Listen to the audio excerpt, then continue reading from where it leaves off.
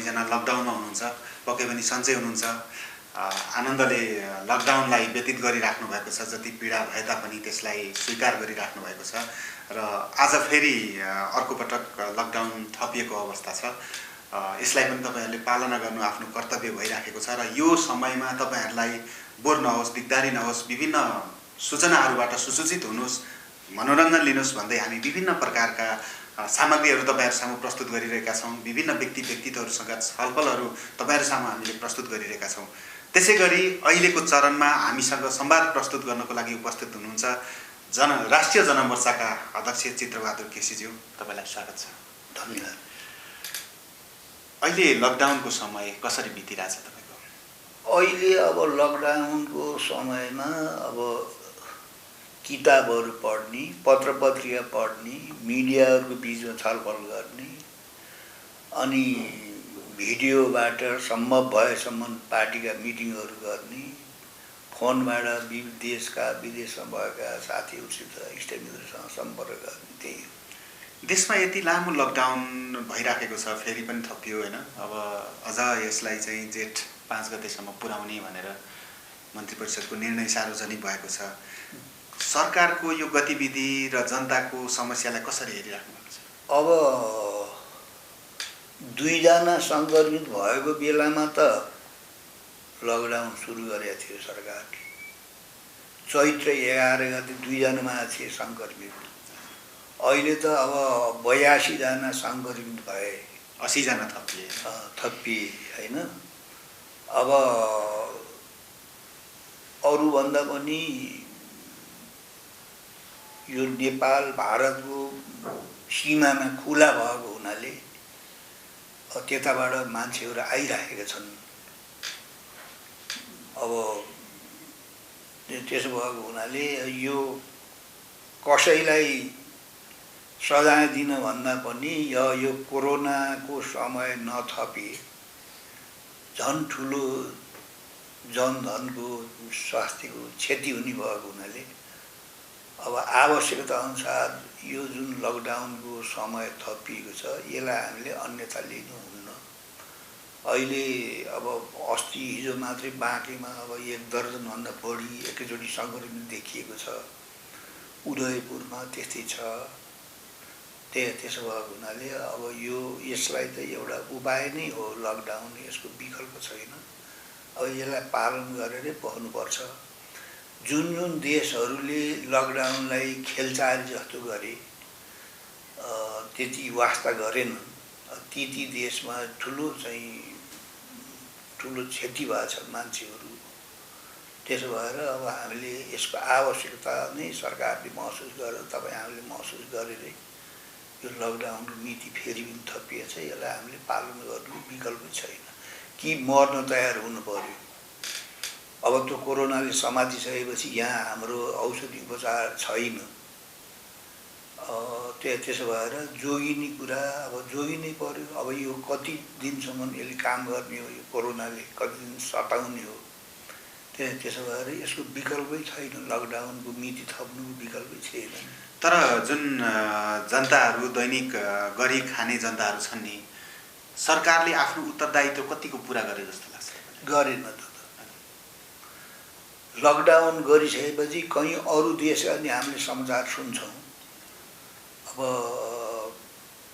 सधैँभरि सरकारले ख्याल गर्नुपर्छ जनताको भन्ने होइन। यस्तो अप्ठ्यारो परेको बेलामा अब सरकारले खास गरी अहिले सबभन्दा दुर्दशा भएको दैनिक ज्यालादारी गरेर हिँड्ने खाने मान्छे मजदुरहरू, असङ्गठित मजदुरहरू, तिनीहरूको त कन्त बिजोगै भएको छ र त्यतातिर सरकारको ध्यान गएको छैन। अब सुरुमा चैत 11 गते लकडाउनको घोषणा गर्ने बेलामा पनि 1-2 दिनको तयारीमा 1-2 दिनको हल्लामा मात्रै सरकारले लगत्तै लकडाउन गरिहाल्यो। अब यहाँ दैनिक ज्यालादारी गरेर खाने असङ्गठित मजदुरहरूलाई के लाग्यो भने यो हप्ता 10 दिनको लकडाउन हो, यो छिटै यो हट्छ, त्यसपछि लगत्तै आफ्नो थात थलोमा दौडिहाल्नु पर्दैन भन्ने किसिमले त्यसरी सोचे जनताले। अब तर अब जब यसको म्याद बढ्दै गयो, अब यहाँ दैनिक ज्यालादारी गरेर मजदुरी गरेर खानेहरू, असङ्गठित मजदुरहरूको चाहिँ अब खानेपिनी व्यवस्थामा समस्या भयो, घर भाडा तिर्ने कुराहरू भयो, धेरै कुराको उनीहरूको अवस्था अप्ठ्यारो भएपछि र लकडाउन भए पनि अब हजार मान्छे चाहिँ टाढा टाढा चाहिँ बाटो थाथलोमा चाहिँ हिँड्दाखेरि अब नगरपालिका छ, त्यो ठाउँमा गाउँपालिका छ, प्रदेश पनि छ भन्छन् हैन।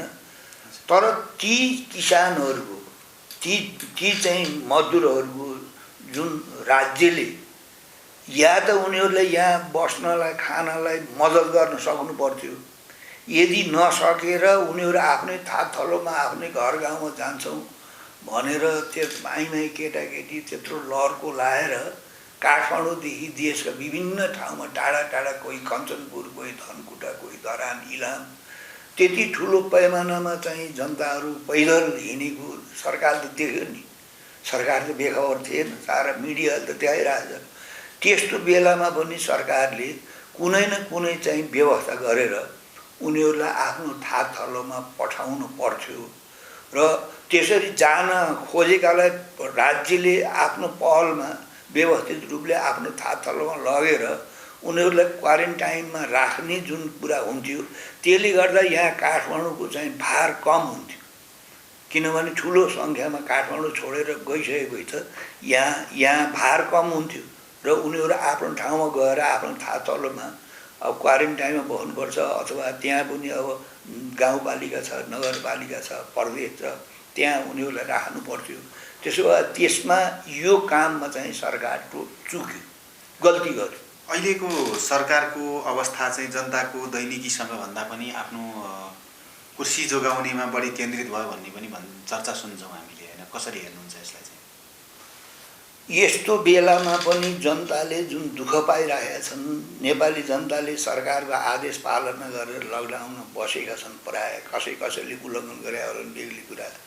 यस्तो बेलामा राज्य सञ्चालकहरूले जनताले दुःख पाइरहेको, जनताले कष्ट भोगिरहेको, जनताले समस्या भोगिरहेको बेलामा राज्यको ध्यान सम्पूर्ण रूपले चाहिँ जनताको सुरक्षाको लागि उनका समस्यामा घोत्लिनु परेर जम्मै फोर्स त्यता लाउनु पर्नेमा यही बेलामा सत्ताको लागि लुछाचुडी, पार्टीभित्र चाहिँ नि अब कल झगडा टन्टा समस्या जुन कुरा देखियो, यो नेपाली जनताले यस्तो सुन्न, यस्तो देख्न चाहेको चाहिँ कुरा होइन।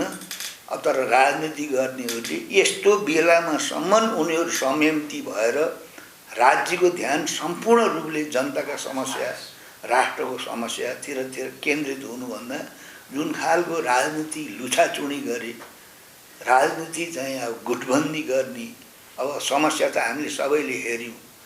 आफ्नो नाम कम्युनिस्ट पार्टी राखेका, अब एउटा बैठक बालुवाटार, एउटा बैठक अब के टार रे प्रचण्ड बसेको खुमलटार, एउटा बैठक कोटेश्वर, एक थरीको बैठक अझ हिजो अस्ति त हात्तीवन पनि भन्ने सुनिन्छ, एउटा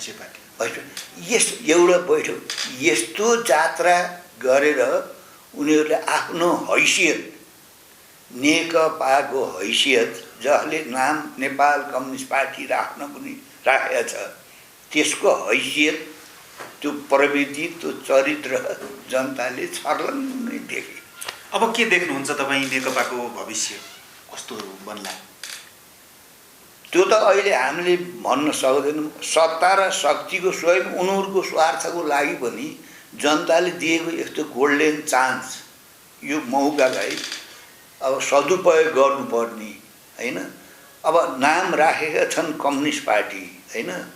अब कम्युनिस्ट पार्टीको बैठक, पार्टीभित्रको विवाद, पार्टीभित्रको अन्तर्विरोध अब तपाईहरुको मिडियामा आएर अनि अब कान्तिपुर टिभीबाट पार्टीभित्र भएका मतभेद, पार्टीभित्र भएका विवाद, पार्टीभित्र भएका असन्तोष खुलेआम छर्लङ्ग चाहिँ चौबाटा चाहिँ यस किसिमले अब उनीहरूले चाहिँ आफूलाई लेलिनको नाम पनि लिने गर्छन् कहिले कहिले भनेपछि अब उनीहरू आफू कम्युनिस्ट सिद्धान्तबाट, कम्युनिस्ट चरित्रबाट, कम्युनिस्ट पद्धतिबाट उनीहरू तपाईँ चाहिँ त्योसित टाढाको पनि यिनीहरूको नातो छैन भन्ने कुरा छ।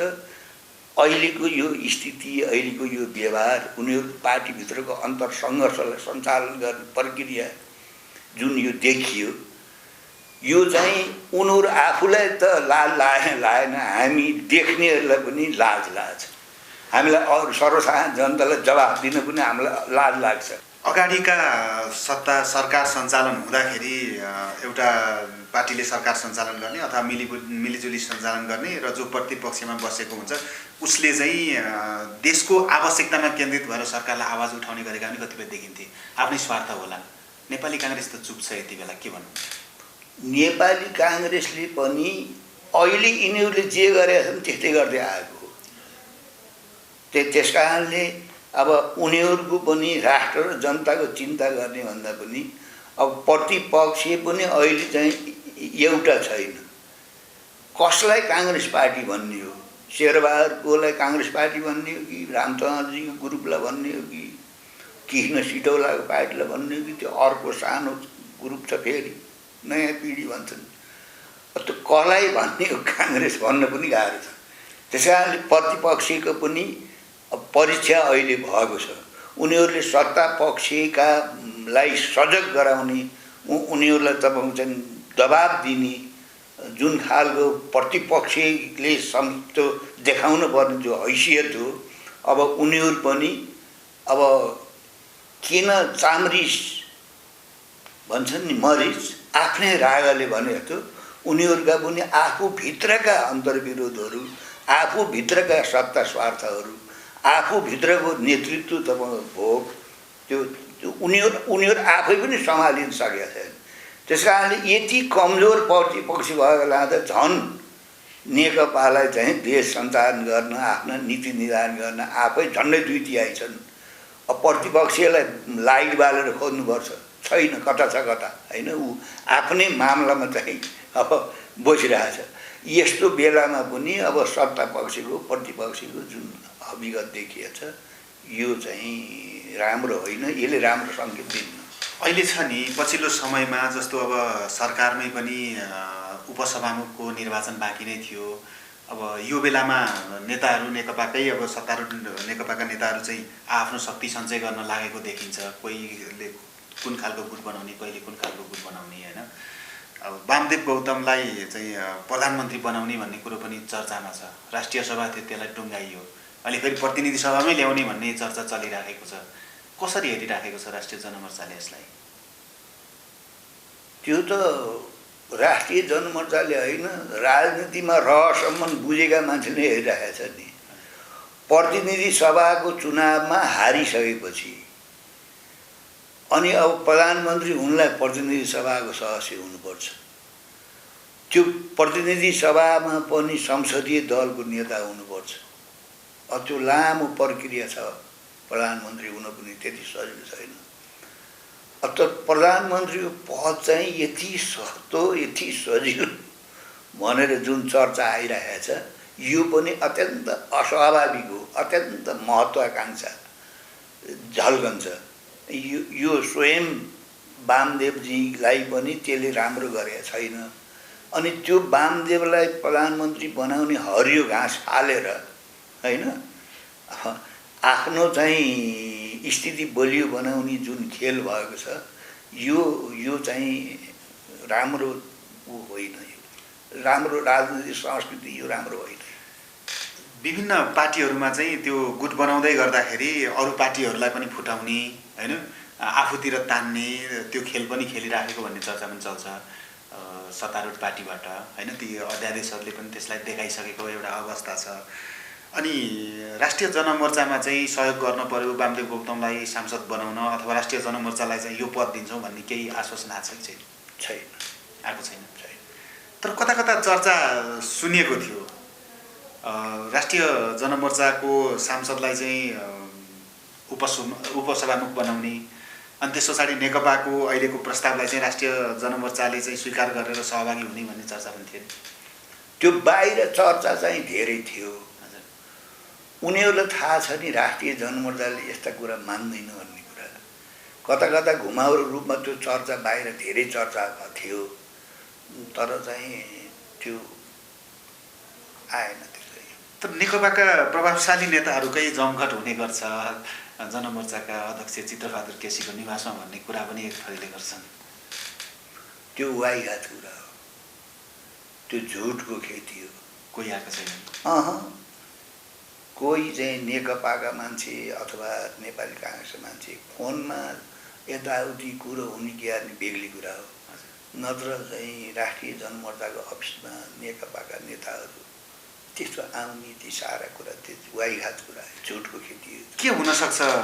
उपसभामुख राष्ट्रिय जनमोर्चाबाट हुनसक्छ? के छ अब? सक्दैन नि, कुरा त यही भइरहेको होइन। यो त झुटको खेती हो कि, यो त नचाहिने कुरा हो। यो उपसभामुख हुन नहुने भन्ने कुरा भएन। सङ्घमा हाम्रो 2-4 जना सांसदहरू भएको भए सांसदहरू अब सभामुख उपसभामुख सांसदबाटै हुने हो, होइन? त्यस्तै गरेर विभिन्न समितिमा सभापति हुने हो। म आफै पनि लेखा समिति सभापति भएको थिएँ कुनै बेला। त्यसो कारणले त्यो सङ्घमा हाम्रो 2-4 जना मान्छे भएको भए उपसभापति हुनलाई हाम्रो आपत्तिको कुरा होइन। अब सङ्घमा जम्मा हाम्रो 1 जना पार्टीको चाहिँ नीति लिएर जानु पर्ने संसदमा, त्यो 1 जनालाई समेत हामीले उपसभापति बनाएर थन्कायौँ भने हाम्रो स्थिति के हुन्छ?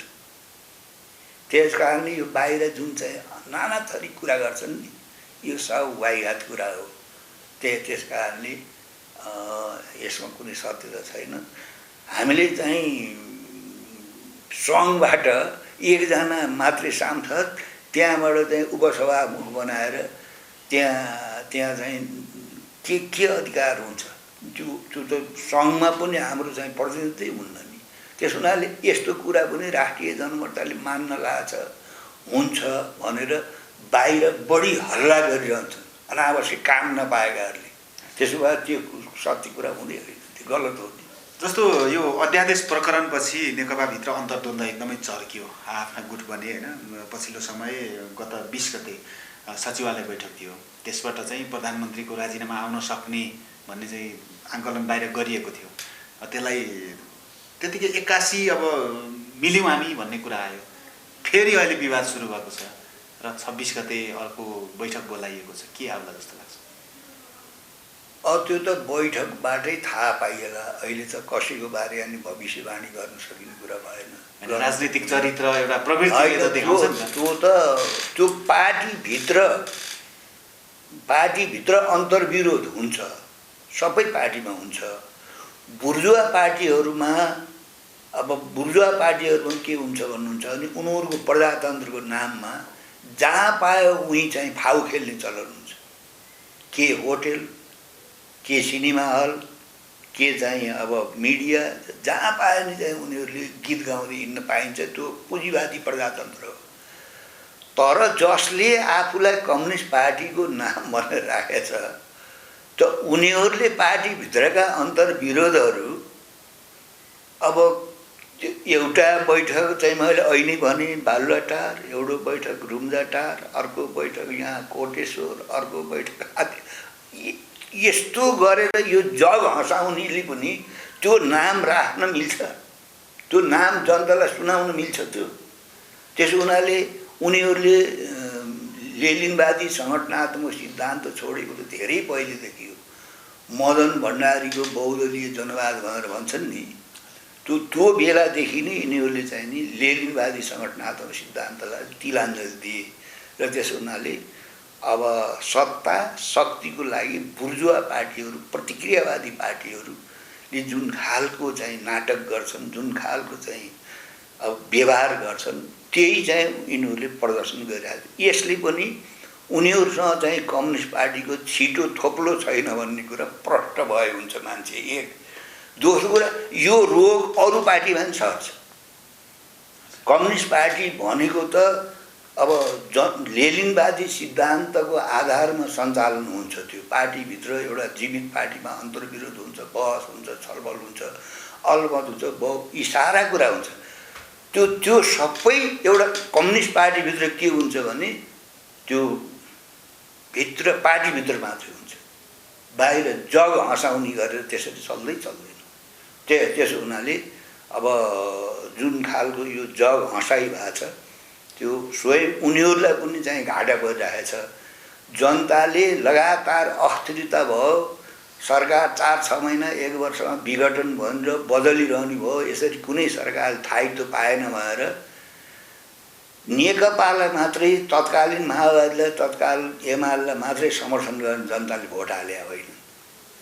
त्यो चाहिँ कम्युनिस्ट विचारधारासित असहमत हुने मान्छेहरूले पनि ठिक छ यो लगातार अस्थिरता 6 महिना 1 वर्ष यो चाहिँ लगातार जुन अस्थिरता छ, सरकार बन्ने 2-4 महिनादेखि फेरि भत्कने यो जुन खेती छ यस्तो यो बन्द गर्नुपर्छ भनेर नेपाली जनताले यति ठुलो मत दिएर, यति ठुलो बहुमत दिएर पठाए।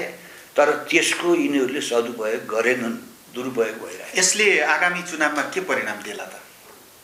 अब चुनावमा त अब जनताको कुरा हो के अरे। अब तर जुन दृश्य देखिएको छ यति ठुलो चाहिँ बहुमत यति शक्ति दिएर पठाए भए त अब कृषिमा चाहिँ उनीहरूले जुन एउटा क्रान्तिकारी भूमि सुधार गर्नुपर्थ्यो, कृषि क्षेत्रमा उनीहरूले ठुलो चाहिँ बजेट चाहिँ छुट्याएर अब किसानहरूको चाहिँ स्थिति कृषि क्षेत्रमा ठुलो विकास गर्न सक्थे हैन। जनताका चाहिँ बिउहरू मलहरू जनतालाई चाहिँ अब उनका उत्पादनलाई चाहिँ राज्यले चाहिँ लिइदिने त्यो कृषि क्षेत्रमा जुन खालले यिनीहरूले बजेट छुट्याए त्यस खालले जानु पर्थ्यो। शिक्षाको क्षेत्रमा यिनीहरूले जसरी जानु पर्थ्यो, स्वास्थ्यको क्षेत्रमा यिनीहरू जसरी जानु पर्यो त्यो जाँदै गएनन्। यसभन्दा पहिलेका प्रतिक्रियावादी सरकारहरूले जुन खालको चाहिँ साम्राज्यवादी अब पोलिसी, उदारवादी पोलिसी, पुँजीवादको सडे गलेको उदारवादी पोलिसी, खुला बजारको चाहिँ प्रतिस्पर्धा, निजीकरण जुन अपनाउँदै आए पहिलेको नेपाली काङ्ग्रेस सरकारले त्यसैलाई नै निरन्तरता दिएर वास्तवमा अब जुन नामबाट यिनीहरू सत्तामा गएर यस्तो चाहिँ सहुलियत भयो राज्यले, जनताले यो पाए भन्ने कुरा न चाहिँ अब बेरोजगारहरूले चाहिँ त्यो अनुभव गर्यो, न किसानले गर्यो, न पढ्ने विद्यार्थीहरूले गर्यो। अब धेरै ठाउँमा चाहिँ जो सडे गलेको जुन पुँजीवादी एउटा पद्धति हो, उदारीकरण, अब बजारीकरण, सम्पूर्ण जिम्मा बजारलाई जिम्मा, शिक्षाको जिम्मा निजीकरण। अहिलेको शिक्षाको प्रणाली हेर्नु त, हाम्रा छोराछोरीले निजी बोर्डिङमा गएर नेपाली बोल्यो भने फाइन लाग्ने, दण्ड तिर्नुपर्ने। उसले नेपालीमा चाहिँ अब नेपाली संस्कृति, नेपाली चरित्र, नेपाली व्यवहार निजीकरण र विदेशीहरूलाई तयार पार्ने नोकरहरू, विदेशी खेताला तयार पार्ने त हाम्रो शिक्षा पढाइ छ अहिले पनि। त्यस कारणले यति धेरै प्रकृतिले यति राम्रो चाहिँ नि वरदान दिएको देशमा सारा खेतबारी बाँध राखेर हाम्रो चाहिँ अब पढे लेखेका छोराछोरी भाइ बन्धु सबै चाहिँ कोही अमेरिका, कोही बेलायत, कोही कोरिया, कोही जापान र तपाईँको चाहिँ नि अब उतै। त्यस कारणले यहाँ चाहिँ हामीले कस्तो मेन पावर तयार गऱ्यौँ भने यहाँ चाहिँ राष्ट्रिय उद्योग धन्दा कल कारखाना खोलेर यहीँ आफ्नो देशलाई सम्पन्न बनाउने र रोजगार दिने भन्दा पनि हामीले विदेशमा चाहिँ पठाउने मान्छेहरू तयारी पार्ने, शिक्षा त्यस्तो किसिमको तयारी गरेर सरकारले अब श्रम दिन पर्यो हाम्रा जनतालाई भनेर चाहिँ नि कतिपय देशहरूमा अहिले 100औं देशहरूमा चाहिँ श्रम संयोग छ। यहाँको मेन पावरलाई जसरी पहिले राणाहरूले ब्रिटिस साम्राज्यवादीहरूको चाहिँ उपनिवेश जोगाउन, उपनिवेश बढाउनलाई जसरी चाहिँ राणाहरूले ब्रिटिसहरूसँग जुन एउटा सम्झौता गरेका थिए दास बनाउने हैन, भाडाका सेना गराउने नेपालीका छोराछोरीलाई, त्यो सिलसिला अहिले आएको यो 21औं शताब्दीमा अहिले आएको चाहिँ आफूलाई कम्युनिस्ट भन्न मन पराउने नाम राखेकाले पनि त्यसरी चाहिँ नि एउटा विदेशीको चाहिँ चाहिँ विदेशमा चाहिँ नयाँ पिँढी पठाउने। त्यति मात्रै होइन, यहाँ शिक्षामा पनि निजीकरण। अब करोडौं करोड रुपियाँ चाहिँ बाहिर जान्छ यहाँ चाहिँ पढ्न, र केही गरी यहाँ पढ्यो त्यस्तो विद्वान भएर यहीँ पढ्यो भने नि उसको टार्गेट अमेरिकाको हुन्छ, उसको टार्गेट बेलायतको हुन्छ, युरोपको हुन्छ र नयाँ पिँढीलाई त अझ यस्तो रोग लाग्छ कि चाहिँ यहाँ पढेर, यहाँ जानेर, यहाँ बुझेर यही देशमा चाहिँ नि परिवर्तन गर्नुपर्छ, यही समाजलाई चाहिँ हराभरा बनाउनुपर्छ, सम्पन्न बनाउनुपर्छ भन्ने भन्दा पनि शिक्षा प्रणाली यस्तो छ कि चाहिँ प्राइमरी स्कुलदेखि नै मैले अलिकति पढेर लेखेर जानेर म चाहिँ विदेश जानलाई तयार हुनुपर्छ भन्ने कुरा त्यसरी तयार भइरहेको छ। अहिले जुन यो अन्तर्राष्ट्रिय सङ्कटको समय छ, नेपाल पनि अस्तित्व गर्न सकेन। यस्तो अवस्थामा राष्ट्रिय जनमोर्चाले जनताले प्रत्यक्ष महसुस गर्ने खालको के काम गर्छ? हामी जनताले महसुस गर्ने कुरा त अहिले यो विगतदेखि नै सरकारको नीतिको कारणले मुलुकको देशको राष्ट्रियता, सार्वभौमता र अखण्डता जुन एउटा अप्ठ्यारोमा परिरहेको छ, राजनीति गर्ने भनेको जीविकोपार्जनको लागि, सम्पत्ति कमाउनको लागि जुन खालको लुछाचुँडी भएको छ सत्ताधारीहरूको प्रतिपक्षहरू, यस खालको प्रणालीबाट यो मुलुकको प्रगति हुँदैन, यो मुलुकको अस्तित्व रहन सक्दैन भन्ने कुरा नै हामीले जनताको बिचमा, कार्यकर्ताको बिचमा केही कुरा हामीले प्रवाह गरेका छौँ। हामीले आफै जनतालाई भौतिक सहयोग गर्नु त्यतिका हाम्रो पनि क्षमता छैन, होइन? त्यस कारणले सैद्धान्तिक रूपले, राजनीतिक रूपले आज मुलुक चाहिँ यस्तो अप्ठ्यारोमा जानु परेको। अब कृषिकै कुरा गर्नु, यहाँ किसानहरूले चाहिँ 100औं वर्षदेखि प्रचलनमा ल्याएको चाहिँ हाम्रो यहाँ कुनै पनि खेतीको हामीले यहीँ लगाएर त्यसबाट आएको बिउ फेरि सडक पुगाउँदै सारा बहुराष्ट्रिय कम्पनीहरूले नै यहाँ कृषिमा पुरै हालिमाली गरे। हामी त उनीहरूको खेतला भएर होइन, एउटा किसानले काँक्रो रोप्छ, त्यो काँक्रो अब बहुराष्ट्रिय कम्पनीको बिउ हो र उसैको चाहिँ रासायनिक मल हालेर त्यो काँक्रो फलाउने हो र अर्को वर्ष काँक्रो रोप्नु पर्यो भने पनि त्यो हामीले लगाएको काँक्रोबाट बिउ हुन्न, कोही बहुराष्ट्रिय कम्पनीकै बिउ ल्याउने हो र त्यो काँक्रो बिसारी हाल्यो काँक्रो हामीले चाहिँ ग्राहकहरूलाई खुवाउने। कृषिको क्षेत्रमा त्यो दुर्दशा छ, शिक्षाको क्षेत्रमा दुर्दशा छ, स्वास्थ्यको क्षेत्रमा दुर्दशा छ।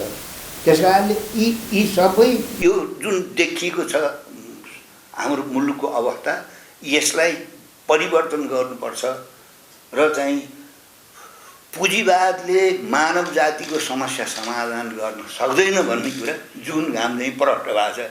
त्यस कारणले हामी जनताको बिचमा यस खालको चाहिँ समस्या कसरी उब्ज्यो, देशको अवस्था के हो, यी कुरामा बढ्दा जनताको बिचमा हामी गइरहेका छौँ। दीर्घकालीन रूपमा नीति परिवर्तन गरेर त्यो नीतिलाई जनमुखी बनाउनको लागि त अब सत्तामै पुग्न पर्ने पनि हुन्छ, त्यो शक्ति सञ्चय पनि गर्नुपर्ने हुन्छ। जनमोर्चा, राष्ट्रिय जनमोर्चाको अवस्था के छ त आगामी दिनमा? होइन हामी कसरी जान सक्छ? होइन हामीले अब अहिलेको यो पुँजीवादी तपाईँको चाहिँ नि व्यवस्था, प्रतिक्रियावादी व्यवस्था नै हो यो संसदीय व्यवस्था। अब यहाँ चाहिँ अब राजनीति गर्नेहरूले जसरी पनि चाहिँ घुस खानुपर्ने, जसरी पनि भ्रष्टाचार गर्नुपर्ने, जसरी नै आफ्नो पार्टीभित्र ठुला ठेकेदारहरू, काला बजारियाहरू, तस्करहरू, भूमाफियाहरू, अब यिनीहरूलाई हुल्नुपर्ने र उनीहरूको आडमा सत्तामा जानुपर्ने कुरा हो। तर त्यसो हामी गर्दैनौँ। हामीले सत्तामा जानको लागि चाहिँ नि जुन खालको गलत बाटो अपनाएर, गलत चरित्र अपनाएर पनि कतिपय पार्टीहरू सत्तामा सरकारमा गइरहेका छन् नि, हामी त्यसरी जाँदैनौँ। हामीले हाम्रो आफ्नो सिद्धान्त, आफ्नो नीति, आफ्ना विचारहरू जनताको बिचमा प्रवाह गरेका छौँ र हामीलाई यही संसदीय प्रणालीबाट नेपाली जनताको मुक्ति हुन्छ, देशको राष्ट्रियता, सार्वभौमता र अखण्डताको रक्षा हुन्छ भन्ने पक्षमा नि हामी त्यो विश्वास गर्दैनौँ। त्यसो भएको हुनाले हाम्रा नीति, हाम्रा विचार, हाम्रा सिद्धान्तहरू जनताको बिचमा चाहिँ प्रकट छ। विगतमा पनि सञ्चालित राज्य जुन नीतिले चल्छ त्यो नीतिको विरोध गर्दै आउनुभयो, होइन? तपाईँ आफै पनि त 6वटा उपसभा के अरे उप प्रधानमन्त्री भएको सरकारमा सहभागी हुनुभयो। त्यस कुराले गर्दा पनि राष्ट्रिय जनमोर्चालाई अलिकति छेप हो भन्ने चर्चा पनि चल्छ नि त, त्यो लाग्दैन तपाईँ? पटक्कै भयो। हामी सरकारमा जाने भए त तपाईँको चाहिँ 51 सालदेखि संसदमा छौँ नि त। हामी कतिचोटि कति अफर आयो हामीलाई, हामी गएनौँ नि। कुन बेलामा राष्ट्रिय जनमोर्चा सरकारमा सामेल भयो भन्ने कुरा त बुझ्नु पर्यो नि।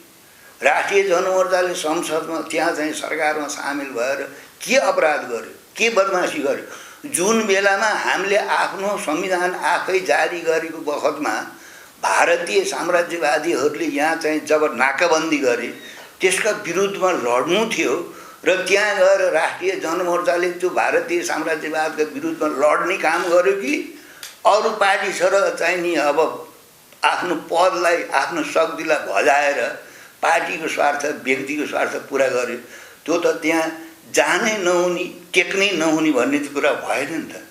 जुन परिस्थितिमा जानुभयो नि एउटा परिवर्तनको सम्वाहक आफ्नो पार्टीलाई भन्दै गर्दाखेरि गणतन्त्र विरोधीहरूको नै समूह भएको ठाउँमा सहभागी होइन नि ठुलो शक्ति त तत्कालीन एमालेको माओवादीको थियो नि त। ती त गणतन्त्रका पक्षधर हुन् नि, उनीहरू नकसिएको भए हामी उनीहरूसँग नमिलियो त यतिसम्म नि काङ्ग्रेस समेत गणतन्त्रका पक्षमा हो। त्यस कारणले अब जसले त्यहाँ गएर त्यो क्याबिनेटमा बसेर चीनसँग व्यापार सम्झौता समेत गर्यो, व्यापार तथा पारवहन सम्झौता गर्यो, त्यतिखेरसम्म कुनै सरकारले त गरेको थिएन होइन। केही संसदभित्र चाहिँ सरकारमा बस्ने मान्छेहरूले जनसङ्ख्याका आधारमा क्षेत्र निर्धारण गर्ने जुन प्रस्ताव आयो क्याबिनेटमा संसदमा आयो, राष्ट्रिय जनमोर्चा त्यसमा सामेल भयो। त्यसो भएको हुनाले त्यो सरकारमा गएर भारतीय साम्राज्यवादले नाकाबन्दी गरेको बेलामा उसको उछितो काटेको चाहिँ नरुचाउनेहरूले विशेष गरेर काङ्ग्रेसी पङ्क्तिबाट र विशेष गरेर कतिपय चाहिँ भारतीय साम्राज्यवादको मुखले विरोध गरे पनि भित्र उसको दलाली गर्ने भक्तिभाव गर्नेहरूलाई त्यो कुरा पचेको थिएन होइन। तिमी अहिलेसम्म सरकारमा गएको थिएनौ, इज्जत र सरकारमा जानै हुन्न भन्ने कुरा। त्यसो भए चाहिँ लेलिनको जुन डुमामा चाहिँ सांसदहरू गए, हामी संसदमा पनि जानु हुँदैन थियो त्यसो भन्थ्यो। तर अभिमत राष्ट्रिय जनमोर्चाको लागि त्यो थिएन भनिन्छ नि त जनता। होइन जनता राष्ट्रिय जनमोर्चाले सरकारमा सामेल भएर के गर्यो नगर्ने काम भएको त त्यो हो नि। कार्यनीतिक रूपमा तपाईँ संसदमा जानुहुन्न थियो, विशुद्ध क्रान्तिकारी भएर बाटामा हल्ला गरेर चिच्याएर हिँड्ने मात्रै होइन नि। अहिले पनि त हामी चाहिँ संसदमा छौँ, एकजना मात्रै भए पनि होइन, प्रदेशमा छौँ। त्यस कारण त्यहाँ हामी गएर तपाईँको चाहिँ छुमन्तर हुन शक्ति त अरूको छ त्यहाँ। त्यसो भएर कार्यनीतिक रूपमा तपाईँको चाहिँ संसदीय तपाईँको चाहिँ नि ऊ चाहिँ पद्धतिको पनि हामीले चाहिँ एउटा ऊ गर्नुपर्छ। कार्यनीति ट्याक्टिक्सको रूपमा हामीले त्यसलाई पनि उपयोग गर्ने नीति छ पार्टीको। अब त्यो सरकारमा चाहिँ गएको सबभन्दा चाहिँ नि भारतीयहरूको दलाली गर्नेहरूलाई चित्त बुझेको थिएन पटक्कै, बुझ्नुभएन। त्यहाँ त तपाईँको चाहिँ रापरवा बाहेक अरू त्यहाँ त सबै त्यहाँ सामेल भएको त गणतन्त्र पक्षधर नै हुन् नि। अहिले पनि नेकपालाई चाहिँ हामीले यस कारणले चाहिँ समर्थन गरिरहेका छौँ, यत्रो मतभेद छ। ऊ त अहिले पनि गणतन्त्रको पक्षमा छ, अहिले पनि धर्मनिरपेक्षताको पक्षमा छ। कमसेकम अहिले पनि चाहिँ पृथकतावादीहरूको त अहिले पनि विरोधमा छ, हिन्दूवादीहरू होइन। अहिले कति भन्छन् अब यो सरकार यति भ्रष्ट भयो, यस्तो बदमासी गर्यो, सारा कुरा भयो, राष्ट्रिय जनमोर्चाले यस्तो भ्रष्टाचारी सरकारलाई किन समर्थन दिएको छ? त्यो समर्थन दिएको हुनाले राष्ट्रिय जनमोर्चाले भ्रष्टाचारी भयो पनि भन्छन्। कोही राजनीतिमा जब रहर नजाने खालको। त्यस कारणले जबसम्म यहाँ त गणतन्त्रमाथि नै कालो बादल मडादिएछ, धर्मनिरपेक्षतामाथि यहाँ हिन्दू राज्य बनाउने भयो, राष्ट्रिय जोड जुलुम छ। यस्तो बेलामा अब उसलाई अब यति विरोध गर्छौँ हामीले, नेकपाको विरोध गर्छौँ, तैपनि हाम्रो पार्टीको चाहिँ 8औं महासन के छ भने यो निम्न पुँजीपति वर्गको पार्टी हो, यो ढुलमुल छ, यो अवसरवादी छ। अब कुनै बेला यसले सकारात्मक काम गर्छ, कुनै बेला यो चाहिँ सत्ता शक्तिमा चाहिँ बढी लाग्छ। त्यस कारणले यसले टोटल्ली राष्ट्र जनताको पक्षमा काम गर्न सक्दैन। यो ढुलमुल हुन्छ, यो अवसरवादी हुन्छ। यो हामी यति सबै भनेर पनि तर चाहिँ उसलाई अहिले पनि हामीले समर्थन गर्छौँ। धेरैले के भन्छन् भने किन समर्थन गर्छ? समर्थन गरेपछि त अब उसले गरेका सबै पाप चाहिँ तिमीहरूले पनि बोक्नु पर्यो, त्यस्तो पनि भन्छन्। त्यसो हुनाले सरकार चाहिन्छ होइन, हामीले समर्थन गरेका छौँ। तर समर्थन गर्नुको अर्थ उसले जे गर्छ त्यसको हामीले आँखा चिम्लेर समर्थन गर्दैनौँ, विरोध गर्छौँ। अहिले तपाईँको मिडियामा नि मैले सरकारको त विरोध गरेँ त। त्यसो हुनाले हामीले उसलाई अहिले पनि चाहिँ देशभक्त प्रजातान्त्रिक शक्ति ठान्छौँ, कम्युनिस्ट शक्ति त हामी मान्दैनौँ होइन। अहिले पनि उनीहरू गणतन्त्रको विरोधमा, धर्मनिरपेक्षताको विरोधमा गएका छैनन्। तैपनि उनीहरू चरित्र के हो भने साम्राज्यवादीहरू विस्तारवादीहरूसँग ढुलमुल गर्ने, उनीहरूलाई उपयोग गर्ने, त्यो उनीहरूले उपयोग गर्छन्। त्यसो भए अनुकूल स्थितिमा यिनीहरूले अब साथ पनि दिन्छन्।